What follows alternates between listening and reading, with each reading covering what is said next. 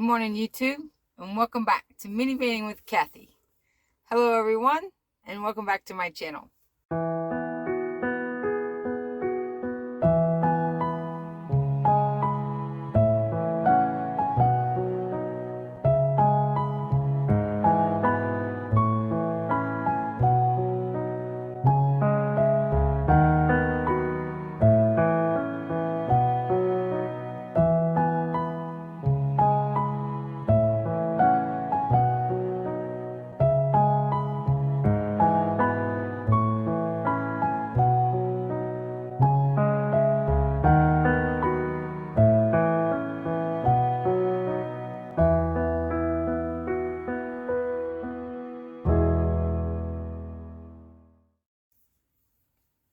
River is very snuggy this morning. Very, very snuggy.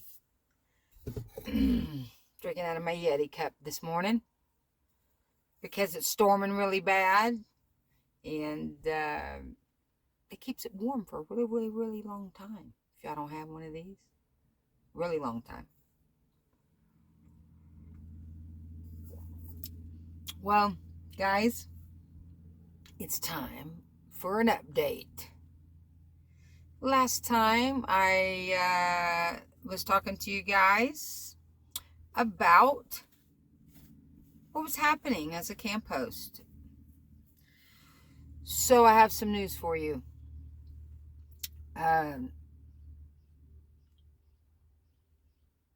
Kathy, the camp host, is no more. Camp host Kathy has left the campground.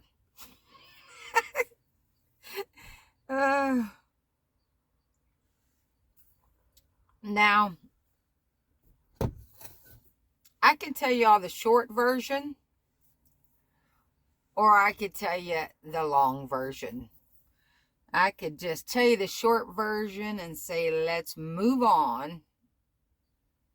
Or I could tell you the long version, and I think you might enjoy the story. So, I'm outside, and they're called permit managers come in to the campground, and they come and tell me that there's some changes going on, that the area manager's moving on to something different, and they're going to come and move in to the campground that I'm in until they hire a new area manager, and then they're going to move to the campground that I'm in. Well, for one thing, you guys already known what I've been through with Virginia and then Utah, and I had chosen a small campground that I was the only host. I have issues that I try to make decisions that don't trigger them. So there's two. Okay, so the people that were living down there, they told them they had to move and relocate the camp host. So, because I mean it's right down from me. I mean, right, a stone's throw away to mine. And so I don't want to be all over the place with this story. I'm trying to stay in a lane. Okay, so I'm talking to the managers, and they're telling me this. And that's why I asked, what's going to happen with so-and-so? Oh, they've left. We've asked them to go stay somewhere else. I said, okay. So they're going to also take another camp host that was to the side and move her right next to me. And I mean, like, right next to me. She has a dog, and a little boy. Very sweet little boy, but right next to me. So, and this is all in one conversation. I'm taking in all this information, and I'm listening to her like going, oh my gosh. But that's not all yet. So then she says, are y'all ready to open? I said, yeah. I mean, y'all got a game plan? I'm like, yeah, we got a game plan. And then she says, well, we're bringing up the mowers and the weed eaters, and you guys are gonna get all these grounds ready to open too. And then she looks at me in the same breath, in the same sentence, and she goes, you're actually gonna have to work for your money then. Can you believe? Can you believe? Did you have to pick my mouth? My mouth, I know, kind of flew open. And I was just standing there going, oh my God. And then he says, they're a couple. And he says, well, where are you guys putting the firewood? And I said, I have some here, or we can put it at the other camp post site. Well, we have to go pick up all the firewood from the area manager's site. We're bringing it over here, so we'll need you guys ready to help unload all that firewood. So I'm sitting here like, you're bringing a mower. What are we going to mow the mountain? You're going to weed eat the mountain? On an incline like this? And for one thing, this is exactly what I'm talking about. I'll be 57 years old in a month. 57. I have never mowed a lawn or weed eated in my life.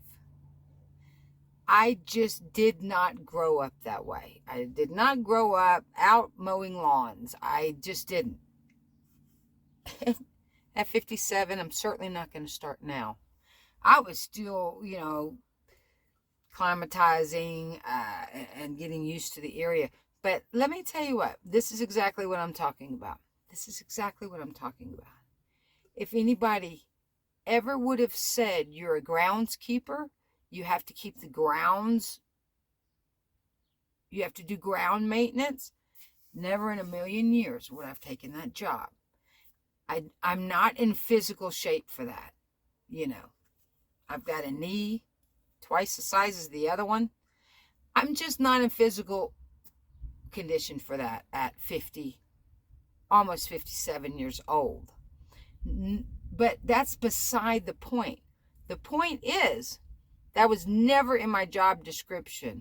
And how dare you assume you know what I've been doing for the past 3 weeks? You drive up and say, I'm going to go get the mower and you're going to work for your money now. And she had a real smirk on her face that I just wanted to smack it off. Being honest with you guys. Honesty. I mean, I'm not going to sugarcoat everything. Just not going to sugarcoat it. And, you're only a failure at something if you don't try it. That's the bottom line. Each time you test your comfort zone, you test your physical abilities, your mental abilities, you go against what all your everything that triggers all your little issues, and you keep trying, and you try every single thing that you think you might be successful at, you're already victorious. You're already doing more than most people ever do in their life. There is no failure. The only failure is to not try. Because, we have all these conceptions, you know, that we're supposed to stay in one spot and show responsibility and show that you know, your work ethic. And I have a very strong work ethic. But I'm telling you what, these companies, they don't care, you know. I mean, I have not seen where they really care about you, to be honest, you know. So do I spend any time on this earth feeling guilty, feeling that I let someone down, feeling that there's something wrong with me, that I can't conform, or I won't conform? I can, and I have before, but I won't anymore. Excuse me. I will not. I will not.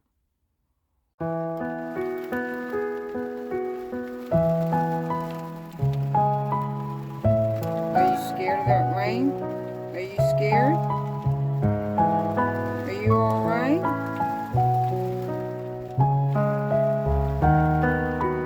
Are you all right?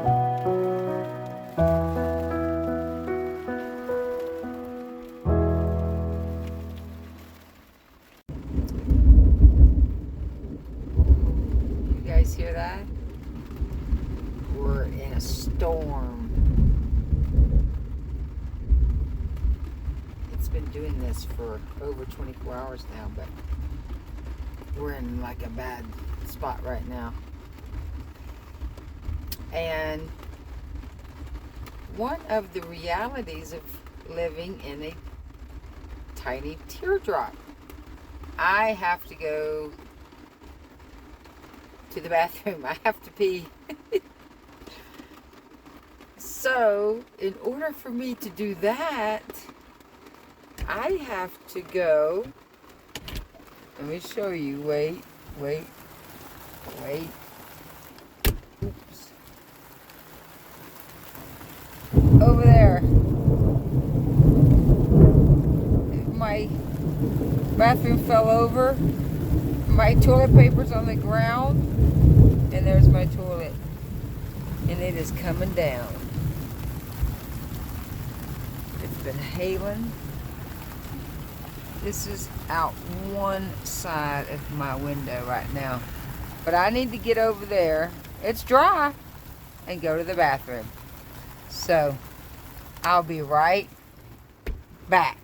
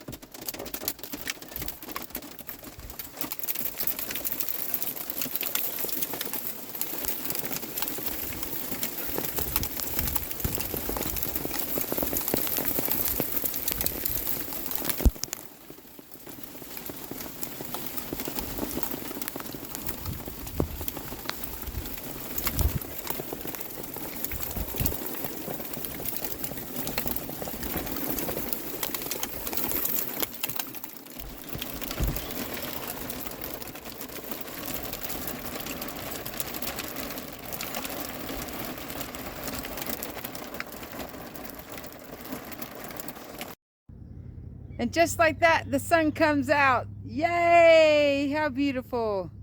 Wow, where are we? We are in the beautiful state of New Mexico.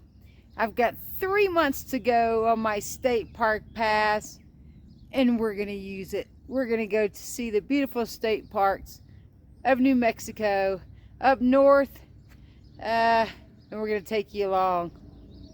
We're in a beautiful one right now. Stay tuned to see where we are. And where were we?